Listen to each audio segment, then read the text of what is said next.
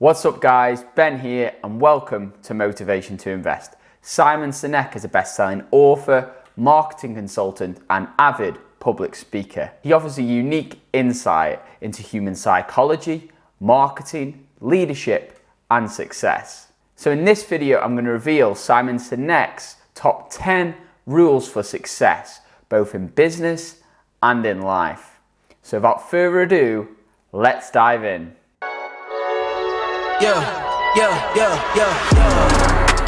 Coming in, flex. I just wanna win. Starting off at rule number 10 is be patient. Most people overestimate what they can achieve in 1 year and underestimate what they can achieve in 5 years. Gary Vee calls this macro patience and micro speed. I talk to so many smart, fantastic, ambitious, idealistic, hard-working kids, and they're right out of college, they're in their entry-level jobs, and I'll ask them, how's it going? And they'll say, I think I'm gonna quit. And I'm like, why? They say to me, I'm not making an impact. I'm like, you know you've been here 8 months, right? They treat the sense of fulfillment or even love like it's a scavenger hunt, like it's something you look for. My millennial friends, they've gone through so many jobs. They're either getting fired, I mean it was mutual, or they're quitting because they're not making an impact or they're not finding the thing they're looking for, they're not feeling fulfilled, as if it's a scavenger hunt. Love, a job you find joy from, is not something you discover. It's not like, I found love. Here it is. I found a job I love. That's not how it works. Both of those things require hard work. You are in love because you work very hard every single day of your life to stay in love. You find a job that brings you ultimate joy because you work hard every single day to serve those around you and you maintain that joy. It's not a discovery. But the problem is this sense of impatience. It's as if an entire generation is standing at the foot of a mountain. They know exactly what they want. They can see the summit. What they can't see is the mountain. This large, immovable object. That doesn't mean you have to do your time. That's not what I'm talking about. Take a helicopter, climb, I don't care. But there's still a mountain. Life, career fulfillment, relationships are journeys. The problem is, this entire generation has an institutionalized sense of impatience. And do they have the patience to go on the journey to maintain love, to feel fulfilled? Or do they just quit and on to the next, dump and on to the next, ghost and on to the next? Rule number 9 is pursue a clear vision. People are always talking about visions and missions and all of this stuff. When people ask me, like, what example should I look to? They're like, what company should I? I'm like, here's an organization with a vision, a cause. It was founded with a cause. It's an entrepreneurial venture. America is an experiment. It's an entrepreneurial venture where a bunch of people got together and decided we needed to start our own country because there were certain obstacles that were getting in the way of a vision that we had of a better kind of country, better kind of company, right? And they stated it right out of the beginning. All men are created equal, endowed with these unalienable rights, amongst which include life, liberty, and the pursuit of happiness. And it's not just a competitive statement, like to be the best, to be the most respected. That's not what it was. And I'm amazed how many companies start their visions or missions with that terribly egocentric language. It was an ideal. And the amazing thing is we've been good at it and bad at it in our history, but it's endured for 240 plus years because we fundamentally believe that we are at our best when we're pursuing that. But it is an ideal. We will never actually achieve all people are equal, but we will die trying. And that's the point. And it's the same for a company, which is true vision inside a company, is something that has nothing to do with your product. It is an ideal to which you will attempt to build and advance that ideal through your company with your product. You'll never achieve the ideal, but you'll die trying. And this is what gives our work meaning. This is what gives our lives purpose, right? The difference between vision and a goal is the finish line. A goal is 26.2 miles. You can simply count the metrics and know when you've completed your goal. A vision is having a crystal clear sense of what the finish line looks like, but no idea of how far away it is. Wow. And And the reality is you will spend your entire life never actually crossing the finish line, but the joy that every marathon you complete, you feel like you're getting closer. Every milestone that you accomplish makes you feel like you're getting closer and closer to the ideal, and this is what gives our life and our work meaning. Rule number 8, master your emotions. I was watching the Olympics, this last Summer Olympics, and I was amazed at how bad the questions were that the reporters would ask all the athletes. And almost always, they asked the same question, whether they were about to compete or after they competed. Were you nervous? Right? And to a T, all the athletes went, no. Right? And what I realized is it's not that they're not nervous, it's their interpretation of what's happening in their bodies. I mean, what happens when you're nervous, right? Your heart rate starts to go, you sort of get a little tense, you get a little sweaty, right? You have expectation of what's coming, and we interpret that as, I'm nervous. Now, what's the interpretation of excited? Your heart rate starts to go, you're anticipating what's coming, right? You get a little sort of like tense. It's all the same thing. It's the same stimuli, except these athletes, these Olympic quality athletes have learned to interpret the stimuli that the rest of us would say as nervous as excited. They all say the same thing. No, I'm not nervous. I'm excited. And so I've actually practiced it just to tell myself when I start to get nervous that this is excitement. Yeah. And so I used to speak in front of a large audience and somebody would say, how do you feel? I used to say, a little nervous. Now when somebody says, how do you feel? I'm like, really excited, actually. And it came from just sort of telling myself, no, this is excitement. And it becomes a little bit automatic later on. But it's kind of a remarkable thing to deal with pressure by interpreting what your body is experiencing as excitement rather than nerves. And it's really kind of effective. It makes you want to rush forwards rather than pull back, and yet it's the same experience. Rule number 7, seek first to understand, then to be understood. A great tool which Nelson Mandela uses for this is always to be the last to speak. Nelson Mandela is a particularly special case study in the leadership world because he is universally regarded as a great leader. You can take other personalities, and depending on the nation you go to, we have different opinions about other personalities. But Nelson Mandela, across the world, is universally regarded as a great leader. He was actually the son of a tribal chief. And he was asked one day, how did you learn to be a great leader? And he responded that he would go with his father to tribal meetings. And he remembers 2 things when his father would meet with other elders. 1, they would always sit in a circle. And 2, his father was always the last to speak. You will be told your whole life that you need to learn to listen. I would say that you need to learn to be the last to speak. I see it in boardrooms every day of the week. Even people who consider themselves good leaders, who may actually be decent leaders, will walk into a room and say, here's the problem, here's what I think, but I'm interested in your opinion, let's go around the room. It's too late. The skill to hold your opinions to yourself until everyone has spoken does 2 things. 1, it gives everybody else the feeling that they have been heard. It gives everyone else the ability to feel that they have contributed. And 2, you get the benefit of hearing what everybody else has to think before you render your opinion. The skill is really to keep your opinions to yourself. If you agree with somebody, don't nod yes. If you disagree with somebody, don't nod no. Simply sit there, take it all in, and the only thing you're allowed to do is ask questions so that you can understand what they mean and why they have the opinion that they have. You must understand from where they are speaking, why they have the opinion they have, not just what they are saying. And at the end, you will get your turn. It sounds easy, it's not. Practice being the last to speak. That's what Nelson Mandela did. Rule number 6, the destination is more important than the route.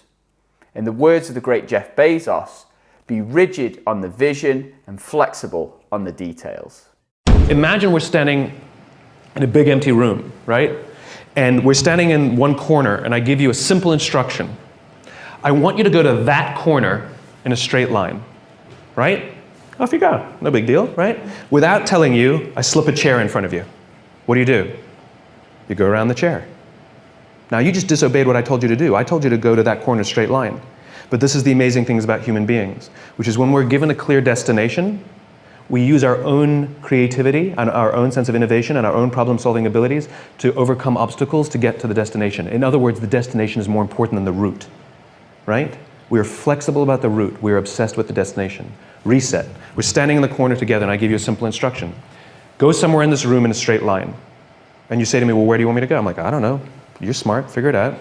Go in a straight line. And so you pick a point, and you start walking. And without telling you, I put a chair in front of you. And what do? You come to a grinding halt. And I say, what did you stop for? You go, well, you put a chair in front of me. Or you'll make a sudden turn and go in another direction, right? And this is the problem. It's the same obstacle. The difference is when you have a clear destination, the obstacles become easy to overcome. When you don't have a clear destination, you keep coming to a grinding halt. And what we do in our companies is we're counting the steps we're taking along the route, but we're never looking at the destination, right? So a company says, made $1 million this year, we were only planning on making 800,000. Like we took 10 steps, we're only planning on taking 8. Where are you going? No clue, right? We count the steps. And so the point is that people want to feel that the effort that they're exerting actually are moving somewhere. And so successful measurement, successful recognition is not just for the steps you take. It's not just for the effort. It's that the effort you exerted moved us closer to where we're trying to get to. And that get to should be some crazy ideal. My ideal is to live in a world in which the vast majority of people wake up every single morning, inspired to go to work and fulfilled by the work that they do. And the couple of measurements that I use are if the book is selling, and by the way, people ask me, how many have you sold? I have no clue. I've never asked the publisher because I don't care.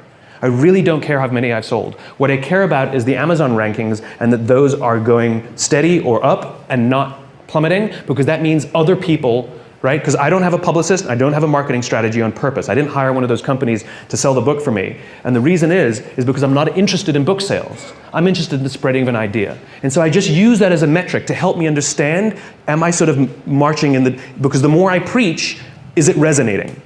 And so you have a couple of these imperfect measurements that help you understand, are you going along the way? So it's not just great effort, look what you achieved, because that's what we're doing now. Right? Our goal is to increase top-line revenues by $50 million. For what reason? Right? Which is, we have to know the destination, and then we say, amazing. You took us that much closer. And if we go to the right, it's because we were overcoming an obstacle. If we hadn't gone to the right, we would have been stuck forever. Thank you. It's not always straight lines. It's not always straight lines. But it's in one direction. She's pulling the cane out. Rule number 5. Take accountability.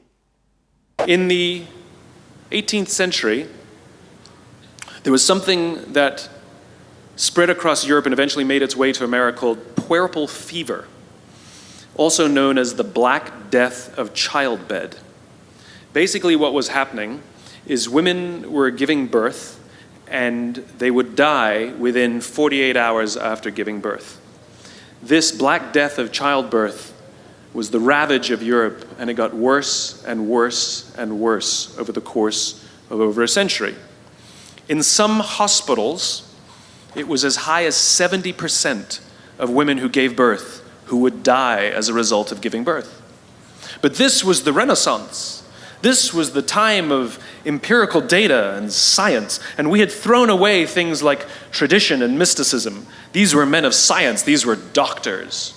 And these doctors and men of science wanted to study and try and find the reason for this Black Death of childbed, and so they got to work studying, and they would study the corpses of the women who had died. And in the morning they would conduct autopsies, and then in the afternoon they would go and deliver babies and finish their rounds. And it wasn't until somewhere in the mid-1800s that Dr. Oliver Wendell Holmes, father of Supreme Court Justice Oliver Wendell Holmes, realized that all of these doctors who were conducting autopsies in the morning weren't washing their hands before they delivered babies in the afternoon.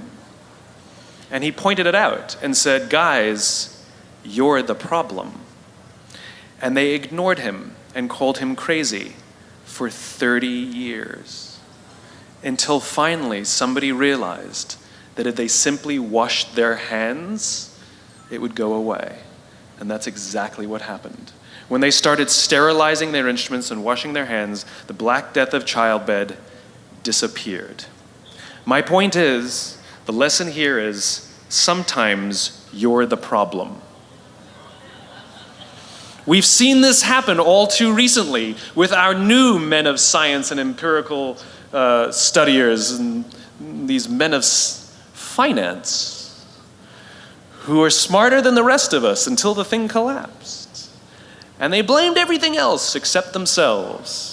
And my point is take accountability for your actions. You can take all the credit in the world for the things that you do right, as long as you also take responsibility for the things you do wrong. It must be a balanced equation. You don't get it one way and not the other. You get to take credit when you also take accountability. 4, don't chase fleeting happiness, chase real fulfillment. In Buddhism, they explain emotions and feelings as waves. Happiness, joy, excitement, sadness can come and go. Our goal is to recognize that these are waves and they are all temporary. Dopamine is the feeling that you found something you're looking for, or that you accomplished something you set out to accomplish. So you know that feeling you get when you cross something off your to-do list? That's dopamine. Feels awesome. You know when you have a goal to hit and you achieve that goal, you're like, yes! You feel like you've won something, right? That's dopamine. The whole purpose of dopamine is to make sure that we get stuff done, right? The historical reason for dopamine, we would never eat if we only waited until we got hungry, because there's no guarantee that we would find food. So dopamine exists to help us go looking for food. We get dopamine when we eat, which is one of the reasons we like eating. And so when you see something that reminds you of something that feels good, we want to do the behavior that helps us get that feeling, right? So let's say you're out there going for a walk and you see an apple tree in the distance. You get a small hit of dopamine. And then what it does is it focuses us on our goals. And now we start walking towards the apple tree. And as the apple tree starts to get a little bigger, we feel like we're making progress. You get another little shot of dopamine and another little shot of dopamine until you get to the tree and you're like, yes! Okay? This is why we're told you must write down your goals. Your goals must be tangible. There's a biological reason for that. We're very, very visually oriented animals. You have to be able to see the goal for it to biologically stay focused, right? If you don't write down your goals, if you can't see your goals, it's very hard to get motivated, to get inspired. For example, think about corporate visions, right? A corporate vision has to be something we can see, right? That's why it's called a vision. You can see it. Right? To be the biggest, most respected, to be the fastest growing are not visions. They're nothing. Right? What does that even look like? Respected by whom? Your mother? Yourself? Your friends? Your shareholders? Who knows? What's the metric? Dunno. It's amorphous, doesn't motivate us. Just like I can't tell you, you will get a bonus if you achieve more. You're going to ask me, how much more? I'm going to say, more. Doesn't work. You need a tangible goal. You need a tangible goal, right? Here's a great vision. Martin Luther King, I have a dream that one day little black children and little white children will play on the playground together and hold hands together. We can imagine that. We can set our sights on that. And every time we achieve a goal and achieve a metric and achieve a milestone that makes us feel like we're making progress to the vision we can see, we keep going and going and going until we achieve something remarkable. You have to be able to see it. Dopamine. Like I said, dopamine is the feeling you get when you set out to find something you're looking for as well. Talked about the to-do list. I came home from a trip just a couple days ago and I had a bunch of errands to run and I wrote down a little list of things I had to do and off I went, right? And as I was walking past, I think it was the dry cleaners, I don't remember. I was walking past something, I remembered, I have to do that, and I hadn't written down on my to-do list. So I went in and finished what I needed to do, and then when I came out, I then wrote it on my to-do list and then crossed it out. Because I wanted the dopamine. Feels good.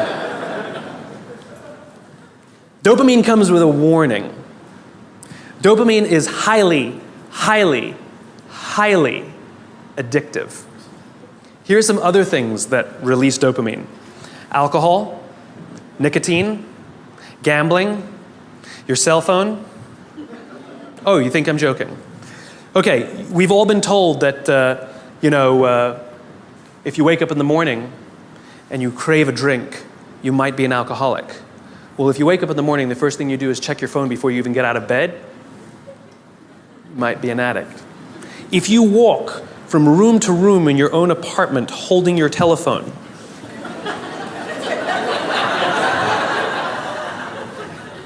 You might be an addict. When you're driving in your car and you get a text and your phone goes beep. We hate email, true. We love the beep, the buzz, the ding. Oh. Right? You'll be there in 10 minutes, and yet you have to look at it right now. You might be an addict. And even if you read it and it says, are you free for dinner next Thursday? And you have to reply immediately, you can't wait the 10 minutes, you might be an addict. And for all you Gen Ys out there who like to think that you're better at multitasking because you grew up with the technology, then why do you keep crashing your cars when you're texting? You're not better at multitasking, you're better at getting distracted. In fact, if you look at the statistics, ADD and ADHD have, diagnoses of ADD and ADHD have risen 66% in the past 10 years. Okay, ADD and ADHD is a frontal lobe disorder, right? Are you telling me out of nowhere 66% of our youth have a frontal lobe problem? Where did that come from? No, it's a misdiagnosis, right? What are the symptoms of a dopamine addiction to technology? Distractibility, inability to get things done, easily distracted, you know? Shortness of attention, it's all the same thing, so we misdiagnose things. It's the addictive quality of dopamine. We can also get addicted to performance in our companies when all they do is give us numbers to hit, numbers to hit, numbers to hit, and a bonus you get, and a bonus you get, and a bonus you get. All they're doing is feeding us with dopamine, and we can't help ourselves. All we do is want more, more, more. It's no surprise that the banks destroyed the economy, because one of the things we know about dopamine addict is they will do anything to get another hit, sometimes at the sacrifice of their own resources and their relationships. Ask any alcoholic, gambling addict, or drug addict. Ask them how their relationships are doing and if they've squandered any of their resources.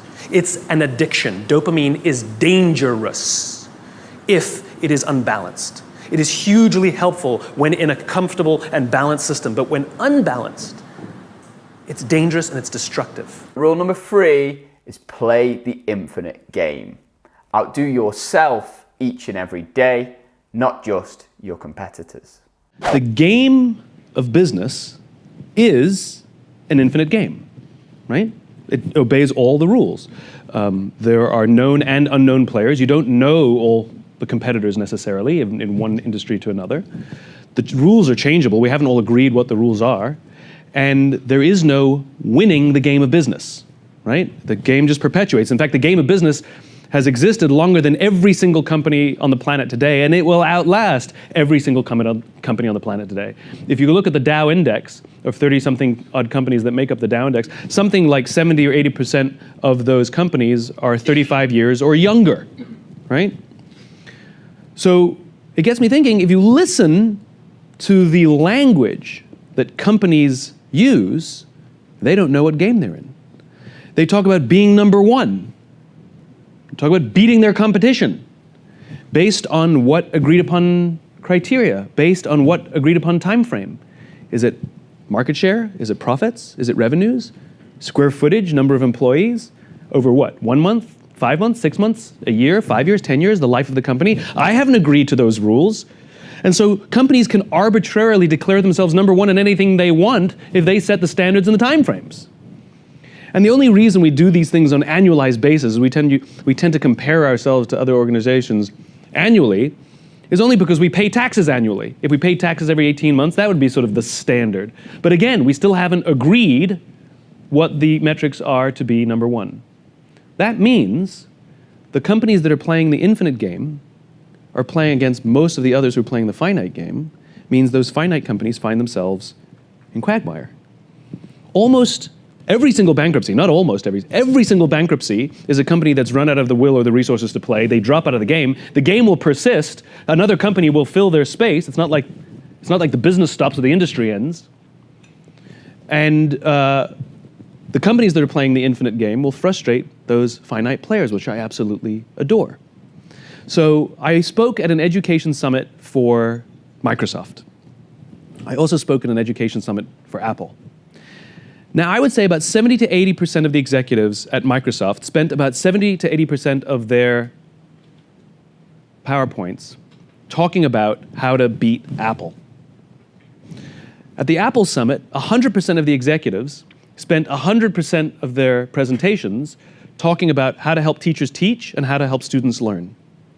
One was obsessed with their journey, with their vision, with their cause. The other one was obsessed with their competition. Guess who's stuck in quagmire? Guess who's frustrated by their competition? At rule number 2, always start with why. How do you explain when things don't go as we assume? Or better, how do you explain when others are able to achieve things that seem to defy all of the assumptions? For example, why is Apple so innovative? Year after year after year after year, they're more innovative than all their competition. And yet, they're just a computer company. They're just like everyone else. They have the same access to the same talent, the same agencies, the same consultants, the same media. Then why is it that they seem to have something different? Why is it that Martin Luther King led the civil rights movement? He wasn't the only man who suffered in a pre-civil rights America, and he certainly wasn't the only great orator of the day. Why him? And why is it that the Wright brothers were able to figure out controlled powered manned flight when there were certainly other teams who were better qualified, better funded, and they didn't achieve powered manned flight, and the Wright brothers beat them to it? There's something else at play here. About 3.5 years ago, I made a discovery. And this discovery profoundly changed my view on how I thought the world worked, and it even profoundly changed the way in which I operate in it. As it turns out, there's a pattern. As it turns out, all the great and inspiring leaders and organizations in the world, whether it's Apple or Martin Luther King or the Wright brothers, they all think, act, and communicate the exact same way, and it's the complete opposite to everyone else. All I did was codify it. And it's probably the world's simplest idea. I call it the golden circle.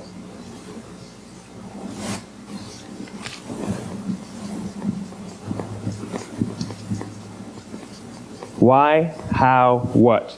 This little idea explains why some organizations and some leaders are able to inspire where others aren't. Let me define the terms really quickly. Every single person, every single organization on the planet knows what they do, 100%. Some know how they do it, whether you call it your differentiating value proposition or your proprietary process or your USP. But very, very few people or organizations know why they do what they do. And by why, I don't mean to make a profit. That's a result. It's always a result. By why, I mean what's your purpose? What's your cause? What's your belief? Why does your organization exist? Why do you get out of bed in the morning? And why should anyone care? Well, as a result, the way we think, the way we act, the way we communicate is from the outside in. It's obvious. We go from the clearest thing to the fuzziest thing. But the inspired leaders and the inspired organizations, regardless of their size, regardless of their industry, all think, act, and communicate from the inside out. Let me give you an example. I use Apple because they're easy to understand and everybody gets it. If Apple were like everyone else, a marketing message from them might sound like this. We make great computers. They're beautifully designed, simple to use, and user-friendly. Want to buy one? Meh. And that's how most of us communicate. That's how most marketing is done, that's how most sales is done, and that's how most of us communicate interpersonally. We say what we do, we say how we're different or how we're better, and we expect some sort of behavior, a purchase, a vote, something like that. Here's our new law firm. We have the best lawyers with the biggest clients. We have, we always perform for our clients, do business with us. Here's our new car. It gets great gas mileage. It has, leather seats. Buy our car. But it's uninspiring. Here's how Apple actually communicates. Everything we do, we believe in challenging the status quo. We believe in thinking differently. The way we challenge the status quo is by making our products beautifully designed, simple to use, and user-friendly. We just happen to make great computers. Want to buy one? Totally different, right? You're ready to buy a computer from me. All I did was reverse the order of the information. What it proves to us is that people don't buy what you do, people buy why you do it. People don't buy what you do, they buy why you do it. This explains why every single person in this room is perfectly comfortable buying a computer from Apple. But we're also perfectly comfortable buying an MP3 player from Apple, or a phone from Apple, or a DVR from Apple. But as I said before, Apple's just a computer company. There's nothing that distinguishes them structurally from any of their competitors. Their competitors are all equally qualified to make all of these products. In fact, they tried. A few years ago, Gateway came out with flat screen TVs. They're eminently qualified to make flat screen TVs. They've been making flat screen monitors for years. Nobody bought one. And Dell came out with MP3 players and PDAs. And they make great quality products, and they can make perfectly well-designed products, and nobody bought one. In fact, talking about it now, we can't even imagine buying an MP3 player from Dell. Why would you buy an MP3 player from a computer company? But we do it every day. People don't buy what you do, they buy why you do it. The goal is not to do business with everybody who needs what you have. The goal is to do business with people who believe what you believe. Here's the best part. None of what I'm telling you is my opinion. It's all grounded in the tenets of biology, not psychology, biology. If you look at a cross-section of the human brain looking from the top down, what you see is the human brain is actually broken into three major components that correlate perfectly with the golden circle. Our newest brain, our Homo sapien brain, our neocortex, corresponds with the what level. The neocortex is responsible for all of our rational and analytical thought and language. The middle two sections make up our limbic brains, and our limbic brains are responsible for all of our feelings, like trust and loyalty. It's also responsible for all human behavior, all decision-making, and it has no capacity for language. In other words, when we communicate from the outside in, yes, people can understand vast amounts of complicated information like features and benefits and facts and figures. It just doesn't drive behavior. When we communicate from the inside out, we're talking directly to the part of the brain that controls behavior, and then we allow people to rationalize it with the tangible things we say and do. This is where gut decisions come from. You know, sometimes you can give somebody all the facts and figures and they say, I know what all the facts and details say, but it just doesn't feel right. Why would we use that verb? It doesn't feel right. Because the part of the brain that controls decision-making doesn't control language. And the best we can muster up is, I don't know, it just doesn't feel right.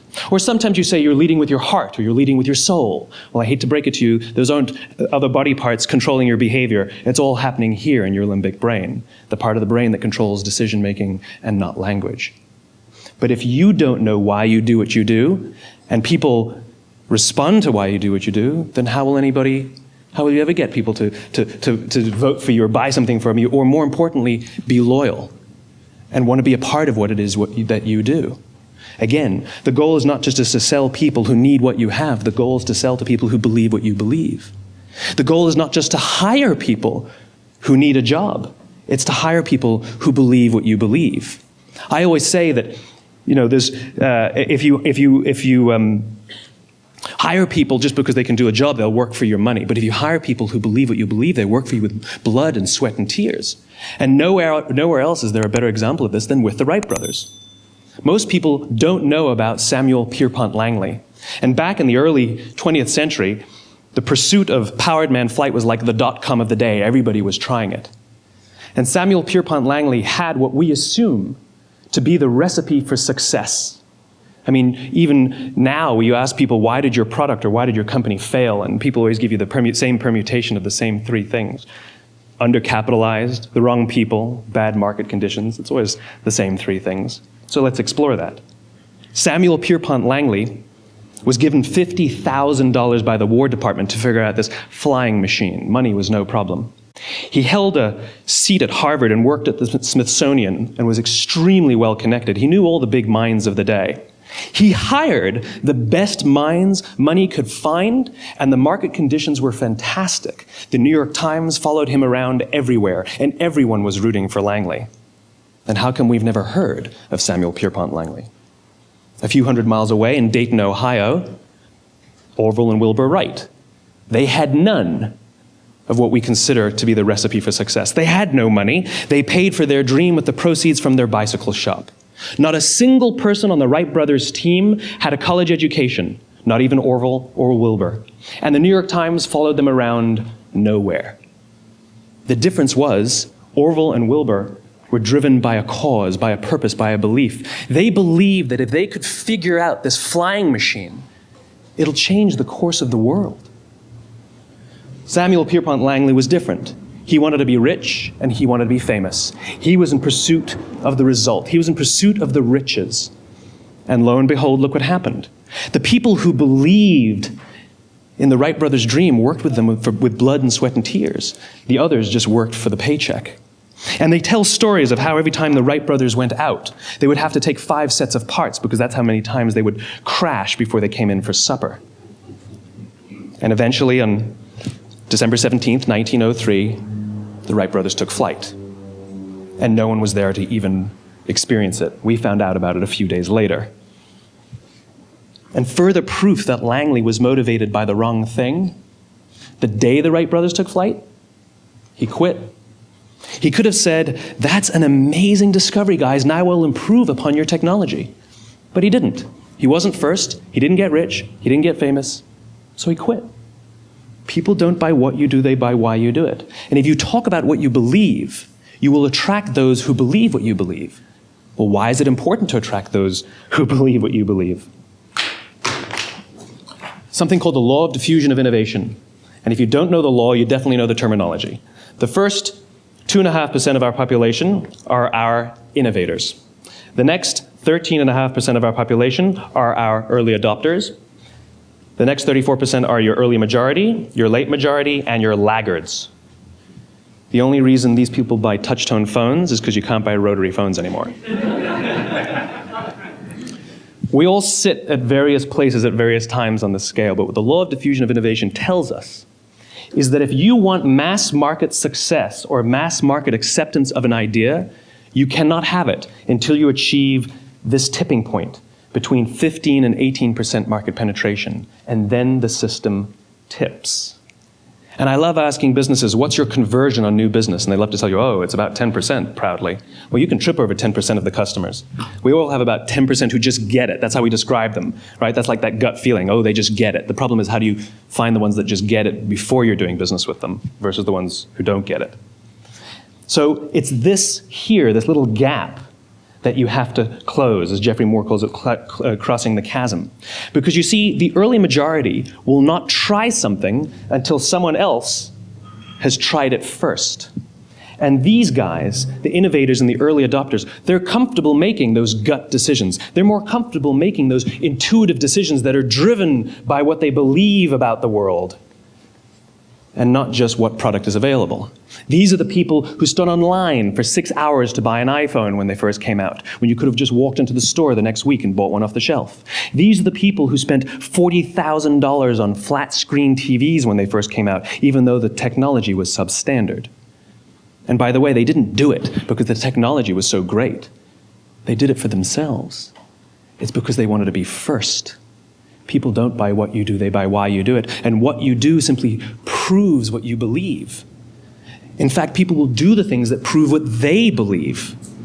The reason that person bought the iPhone in the first 6 hours, or stood in line for 6 hours, was because of what they believed about the world and how they wanted everybody to see them. They were first. People don't buy what you do, they buy why you do it. So let me give you a famous example, a famous failure and a famous success of the law of diffusion of innovation. First, the famous failure. It's a commercial example. As we said before a second ago, the recipe for success is money and the right people and the right marketing conditions, right? You should have success then. Look at TiVo. From the time TiVo came out about 8 or 9 years ago to this current day, they are the single highest quality product on the market. Hands down, there is no dispute. They were extremely well-funded. Market conditions were fantastic. I mean, we use TiVo as a verb. I TiVo stuff on my piece of junk Time Warner DVR all the time. But TiVo is a commercial failure. They've never made money. And when they went IPO, their stock was at about $30 or $40 and then plummeted, and it's never traded above 10. In fact, I don't think it's even traded above 6, except for a couple of little spikes. Because you see, when TiVo launched their product, they told us all what they had. They said, we have a product that pauses live TV, skips commercials, rewinds live TV, and memorizes your viewing habits without you even asking. And the cynical majority said, we don't believe you, we don't need it, we don't like it, you're scaring us. What if they had said, if you're the kind of person who likes to have total control over every aspect of your life, boy, do we have a product for you. It pauses live TV, skips commercials, memorizes your viewing habits, etc., etc. People don't buy what you do, they buy why you do it, and what you do simply serves as the proof of what you believe. Now let me give you a successful example of the law of diffusion of innovation. In the summer of 1963, 250,000 people showed up on the Mall in Washington to hear Dr. King speak. They sent out no invitations, and there was no website to check the date. How do you do that? Well, Dr. King wasn't the only man in America who was a great orator. He wasn't the only man in America who suffered in a pre-civil rights America. In fact, some of his ideas were bad. But he had a gift.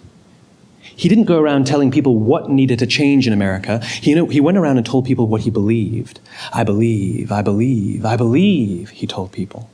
And people who believed what he believed took his cause and they made it their own, and they told people.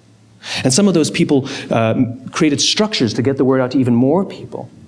And lo and behold, 250,000 people showed up on the right day, on the right time to hear him speak. How many of them showed up for him? 0. They showed up for themselves.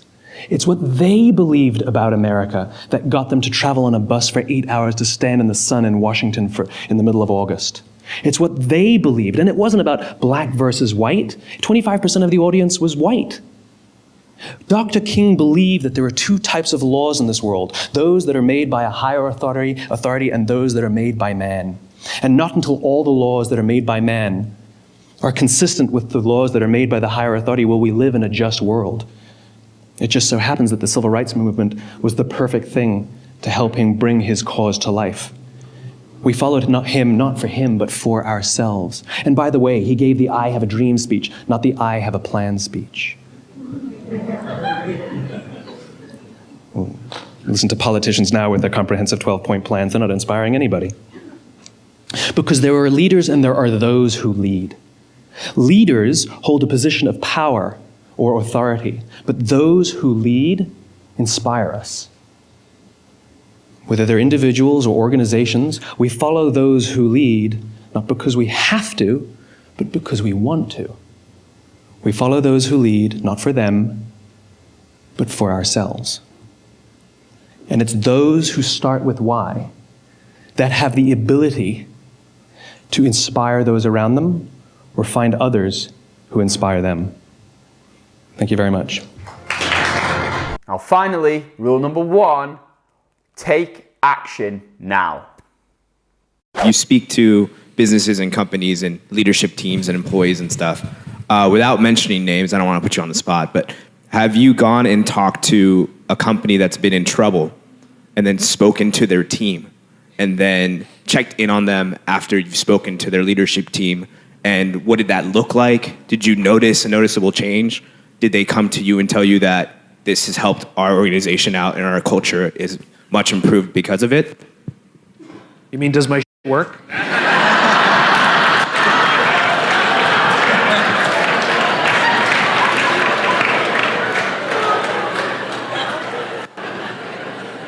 I mean, sure. Here's the problem with my stuff. You got to do it. And I'm not anybody's mom or dad. I'm not going to do it for you. And I have a very laissez-faire approach of it. I once had a client, this is a bunch of years ago, that said, "What guarantee do I have that your stuff will work?" To which my answer was, none. I'm giving you a tool. It's like a hammer. You can use it broadly or narrowly. You can build a table, you can build a house. It's the same tool. You can use it for marketing, you can use it to completely revitalize your entire culture. And even though I'm going to sell you the most beautiful hammer, I'm not going to guarantee the structural integrity of the house, right? It's your business. You want to ignore all my stuff? Ignore it. I don't care. And if your business collapses, you know what happens to me? Nothing. I don't mean to be cold about it. Of course I want the people I work with to do well, but it's not mine. It's theirs. and I take no emotional responsibility for the decisions they make. So yes, there are many people that I've had the pleasure of working with, some who worked for dysfunctional organizations, that went on the hard journey of completely changing the way they lead and completely revitalizing their culture, and it has great success. It's not because of me, it's because of them, right? At the same time, there are many people who came in like, what an amazing speech, and did nothing. Thanks, that was great, And of course it's gonna fail, So I think that we have too much, especially in the consulting world or the design world, everybody's so paternalistic about it. And designers are famous for this, right? They get so personally offended when the client chooses the wrong thing. Oh, they're such idiots. Don't they know we're trying to help them? Or who cares? Like, it's their freaking business, right? That's what you find. I've had that. Instead of arguing with somebody for them to make the right choice, because we genuinely want to help them, what I have found is if you push the accountability onto, because when we argue, we're taking accountability. This is better. This will help you. We're taking responsibility, accountability. But if we say, look, we've been doing this a bunch of years, we know more about design than you do, I'm telling you, for every reason that I can outline for you, why this will help you more. But if you don't want to do it, that's fine. It's your business. Do what you want. The minute you switch the accountability and put it all on them, amazingly, they're much more open to your opinion. Because now they're responsible. So there you have it, guys. Which of Simon Sinek's rules resonated the most with you? Let me know in the comments below, and I'll join in the discussion. Also, if you found this video informative, please smash that like button. That really helps us out with the YouTube algorithm. And with that being said, I'll see you guys next time. Coming in, flex. I just wanna win, LABB, who we running with, coming in, flex. I just wanna win.